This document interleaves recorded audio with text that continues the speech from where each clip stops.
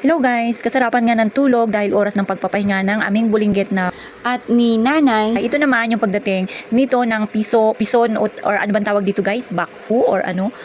Hindi ko alam kung anong tawag dyan.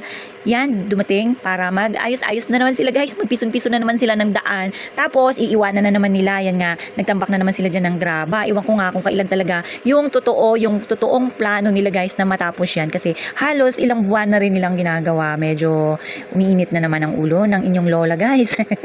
Kasi nga ilang buwan na hindi natatapos ang aming gate is ganyan na talaga. Hindi namin may pasok-pasok ang aming sasakyan at tipong nakapark lang doon sa malayo guys. So syempre kahit sino naman, 'di ba? So kailangan nating mapagsabihan ito si engineer guys. Akala siguro nila guys itambakan ito yung harapan ng bahay namin. Yung tipong dito sila lagi nagtatambak ng graba sa harap ng bahay namin at yung mga bakal nila guys talagang dito nila. Feeling nila guys is talagang safe yan yung kanilang mga gamit dito sa labas ng bahay namin. Hindi nila alam na istorbo na ang inyong lola.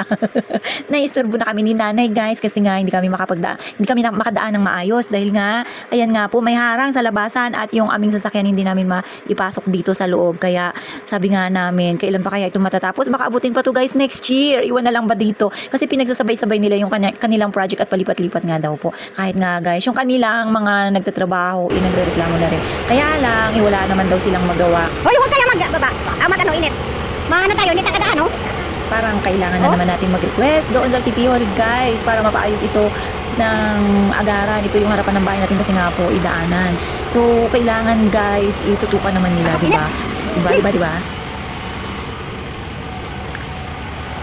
Ayan nga po, kahit na si nanay talagang nagrereklamo na rin sa sobrang taas ng araw at wala nga po magawa. Ito yung aming little boy, bumaba na at para maglakad-lakad, abay talaga namang baligtad. Dapat na po kasi yun yung oras ng bago sila dumating is talagang matutulog na ito yung aming little boy. At sakto naman na dumating sila at talagang nagbagsak pa ng gamit nila dito sa harap ng bahay namin sa may gate.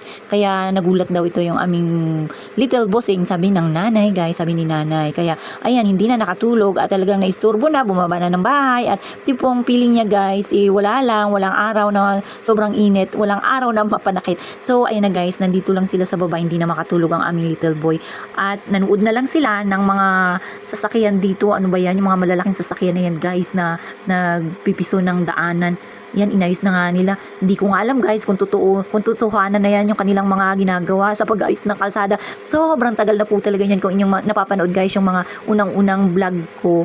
Diba? O kailan pa ba yun? Ilang buwan na ba yun guys? Diba? Sana itapusin na rin nila para may katotohanan na rin yung paggawa nila ng kalsada na yan at matuwa naman kami. At hindi na maganda sa mata. Ito yung aming harapan. Kita nyo nga po, ginawa ng tambakan. At dito talaga ang kanilang pwesto sa harapan pa ng aming daanan. At parang ayaw na kaming padaanin.